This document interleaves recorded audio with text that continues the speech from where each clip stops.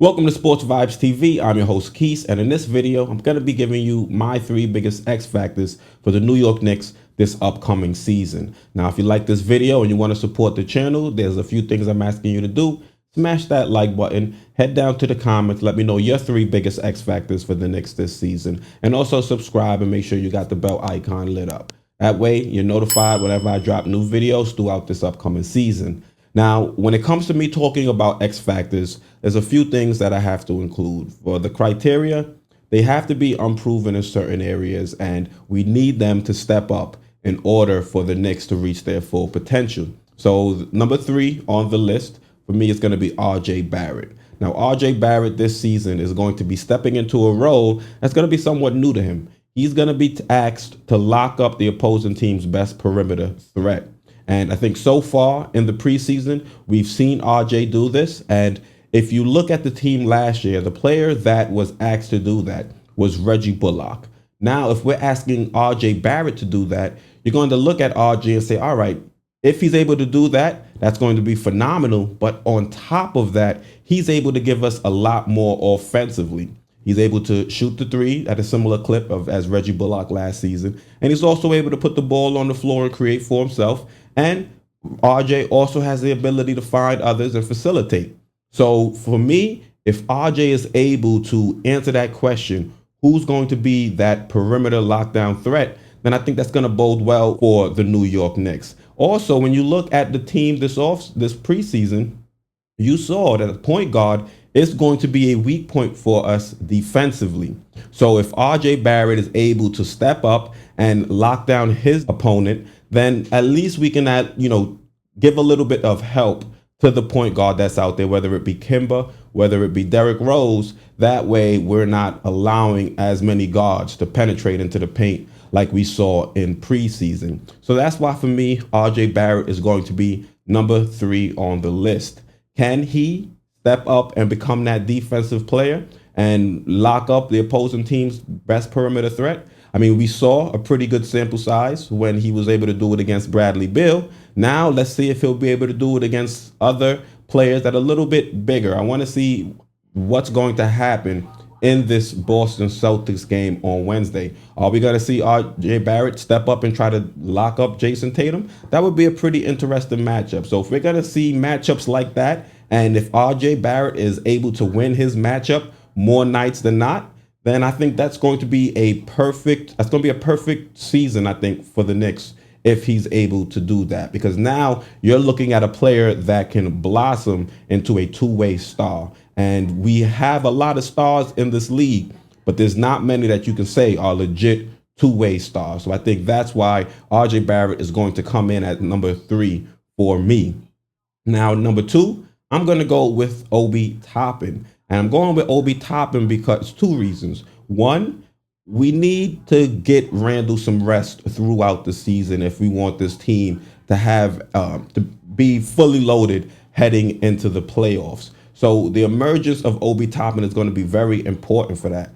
Julius Randle's going to need some time throughout the season. We don't need him to be playing 37, 36 minutes. If he's able to play right around 30, 31 minutes, 32 minutes a night, that would leave a decent amount of time for Obi to get some minutes and, try to alleviate some of the pressure off Julius Randle having to be out there for 37, 38, 39, 40 minutes a game. And also with Obi Toppin, if he's able to continue to show that he's getting better on the defensive end, then that bodes well for us deploying the small ball lineup. Now, that small ball lineup is what helped fuel that miraculous comeback against the Washington Wizards in our final preseason game. And if we're able to deploy that lineup more times in the regular season, I think this team is going to be extremely hard to guard. We saw Julius Randle be matched up against Gafford at the end of that game, and we all noticed throughout the game that Gafford could not guard Julius Randle. Either Julius Randle was getting a decent look or he was getting a foul and going to the free throw line for shots. So if we're able to use that lineup a lot more throughout the season, I think that adds a completely new dimension to this team, and it really I think puts us over the top. The fact that we have this small ball lineup where we have 5 people out there that can actually knock down the three or threaten the opposing team to knock down the three, and gives us a lot more space out there on the court, and it makes life a little bit easier for Julius Randle. And I think if Obi is going to continue to develop defensively, then there's no reason for Tibbs to not have him out there on the court for that lineup, that small ball lineup. And also, Obi's been working on his game offensively. So to see him blossom, I think it's definitely something that would help the Knicks take that next step. So now we can start looking at moving past the first round and trying to get into the second round and see where we go from there. So Obi Toppin, he's going to be listed at number 2 when it comes to my top 3 X factors for the New York Knicks in this upcoming season. Now, before I get to number 1, I'm also going to say I have a few honorable mentions that didn't exactly make the list, but I wanted to mention them here in the video. So Emmanuel Quickly, he didn't make the list, but he is definitely one listed down as one of our possible X factors this upcoming season. Can he develop into a point guard, whether that be a pass first point guard or, the modern day point guard, either or? Can he put his teammates in the best position to score while also being able to be effective with his own shot and be efficient with his own shot? That's something we haven't seen too much throughout the summer league and preseason. So I want to see him get back on track, because I think this second unit is going to be very dependent on him being able to knock down that shot and be that microwave for this team off the bench. Now, another honorable mention, it's going to be 2 players. It's going to be the rookies, McBride and Grimes.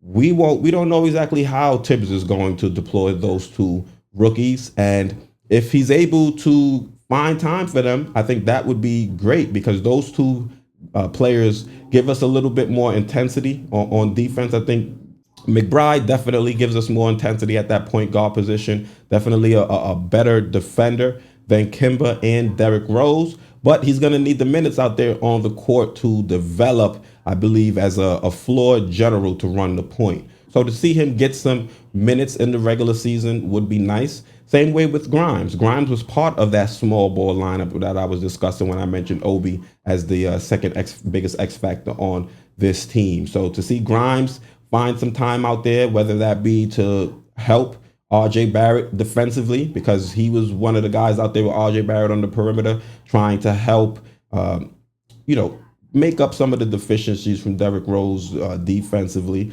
and it worked. We were able to get back, climb back from that deficit. So is Tibbs going to find time in the rotation?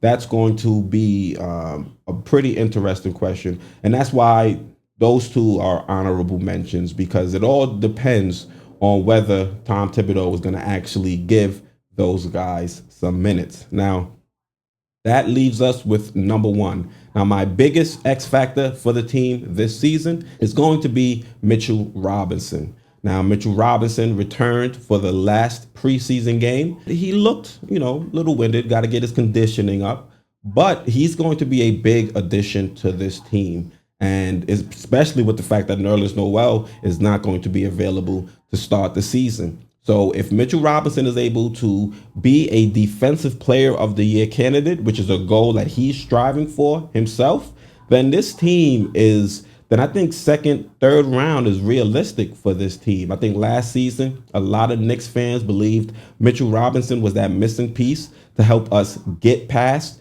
the Atlanta Hawks. And if Mitchell Robinson is able to have a full recovery from that foot injury and actually be one of the best defending centers in the league, then as a Knicks fan, the sky's the limit. And not only that, if he's able to develop some sort of a mid-range game or even a corner 3, you're able to see with Taj Gibson out there and the ability for him to knock down a mid-range jump shot, it helps with the spacing. And sometimes with Mitchell Robinson out there was a little bit some spacing issues. The paint was clogged at times. So if Mitch is able to develop some kind of mid-range, develop some kind of corner 3, then I think this team could legitimately make it to the second round or make it to the conference finals, because we're already loaded with talent that we brought in the offseason. And if Mitch is able to up our defense to a level that's similar to last season and also add more to his repertoire offensively, then this is going to be a very dangerous team. And Mitch also needs, he had a lot of good things to say about Taj Gibson. Well, he needs to hit Taj up, on the weekends or something and say, hey, Taj, man, you got to teach me some of that footwork, some of those post moves. We've all been saying, or at least I've been saying, he needs to hit up the dream, but he needs to hit up Taj Gibson, because whatever Taj Gibson is doing out there on the court, it's working. He's got defenders looking confused when he puts them in the spin cycle. So Mitchell Robinson definitely needs to link with Taj after games, before games, and work on building some footwork down there in the post. Because if he's able to add that too, then like I said on my live streams, Mitchell Robinson is then a creative player, and it's going to be hard to guard him, and it'll be even harder to guard the Knicks as a team. Also, want to add a little bonus feature to this video. Also want to have add a glue guy, somebody that's going to bring all these pieces on the Knicks together and is going to be instrumental in getting us as far as we can possibly go in the playoffs this season. And that's going to be Derrick Rose. Now, Derrick Rose, I considered adding him to the X Factor list. But the thing is, with X Factors, there's kind of an unknown variable there. And there's not really that unknown with Derrick Rose. You might want to say health, but you would hope that Derrick Rose is healthy and that him being an X factor doesn't depend solely on his health. But he's going to be the glue guy on this team. Now, I know a lot of people are going to say Julius Randle. He is, the best player on this team. He's the catalyst. He's the engine. And I won't argue with you there. But if Julius Randle goes out there and drops 30 and 10, we still aren't going to win the game unless he has help.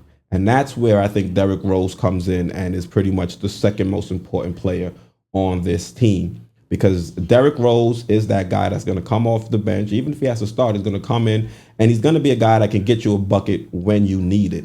And not only that, when Derrick Rose is out there on the floor, you can see he's playing not only to find his own shots, but he's also playing to get those around him in rhythm. And once those guys are in rhythm, they'll be much more beneficial to Julius Randle out there on the court. The fact that Derrick Rose is part of our closing lineup, we saw that last season. He was a closer, and this season and preseason, we've seen him close games as well. But I really think that Derrick Rose is going to be the second biggest catalyst to our success this season. So you guys, let me know what you think down in the comments. I want to thank you guys for watching. Appreciate the support of the channel. If you liked the video, once again, make sure you're subscribed. I'm Keith, host of Sports Vibes TV, and I'm out.